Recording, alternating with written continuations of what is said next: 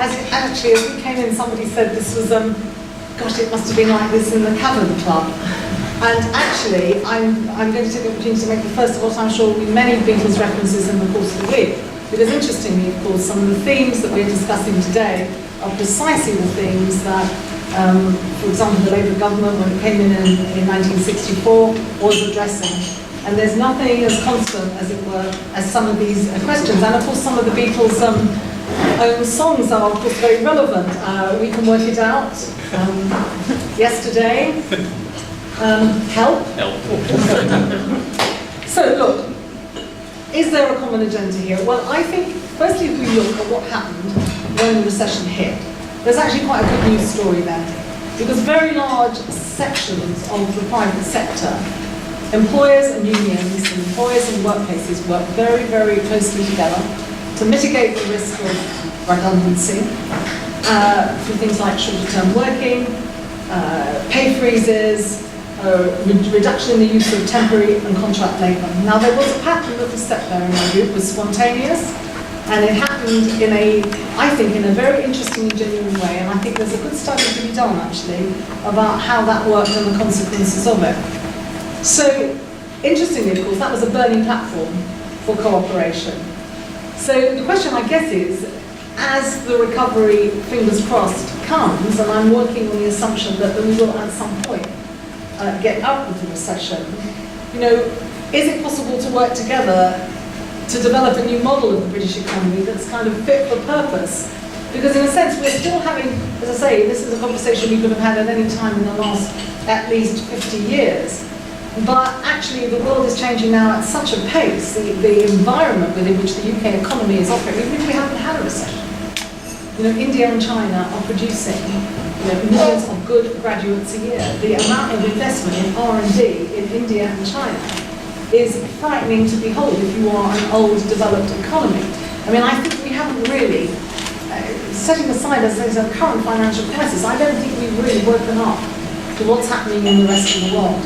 So, yes, there has to be a common agenda for working together, because the old economic model that crashed so spectacularly, although actually the last Labour government got all the benefits out of it in the sense of funding improvements in public services, it clearly wasn't sustainable. So, how do we restructure to move UK business up the value chain and address some of those really long-standing issues of structural weakness and incompleteness in our economy? And my question is, yes, we have to have that discussion, but what forums have we got to have them in? And I am a very strong supporter and believer in the concept of social partnership, redacted through UK eyes, not just adopting, let's say a German model. But I think that one of the lacks we have at the moment is, where does this conversation take place?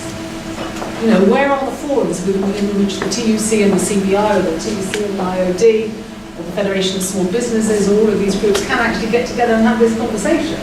And I think that is a lack which I think that it's incumbent upon us to try and address, because there are so many issues on which there is common cause. Youth unemployment now standing at 20%. This is a catastrophe for the British economy. It's a catastrophe for the people concerned. But the long-term structural effects that's going to have on the labour market is going to be absolutely devastating. There is a completely common agenda in arguing for more investment, both from public and private sources, in innovation, in research and development. There's a common cause in how we rebuild the British economy without so much reliance on the finance sector. And then there's the whole issue of skills, which, occupied many, many hundreds of hours of our time under the Labour government, which now is sort of, in a sense, the dog that isn't barking. But nevertheless, if we don't address the issues jointly around what the skills are needed for a modern economy, then again, we are going to be defenceless in the face of the world. So I think there's a big agenda there that we need to find a way of addressing together. But actually, at a workplace level, I think there's a huge agenda too, because it is in the interests of British business and British workers to have better jobs and better workplaces. And I think this is a huge challenge for the union movement. The number one demand from members and from potential members to a union is to help them get on at work. Now, as things stand at the moment, not every union addresses that as a key priority. Many do, Prospect certainly do, and Usdaw certainly do. But it's absolutely, it's fascinating that the most successful union innovation in the last 10, 15 years has been union learning labs. Have absolutely taken on like wildfire with a fantastic reputation, virtually universally, in companies. So in a sense, that whole role of unions in helping people individually get on at work, there's a whole debate going out there at the moment about employee engagement. I'm vice chair of a task force that was set up by the last Labour government, in fact with the support of John Woodcock, that's now doing work for the current government on how you can improve engagement in the workplace. I think this is a fantastic potential agenda for trade unions. We should be demanding that the workplaces look like the best, so that improvements in management styles, end to command and control, much more self-management, self-managed teams, developments that are happening in very progressive organisations. So there is a huge local agenda there for unions to work together. Engaged organisations are more productive, they perform better, and they are certainly more profitable in the private sector. So I think there's a huge agenda there.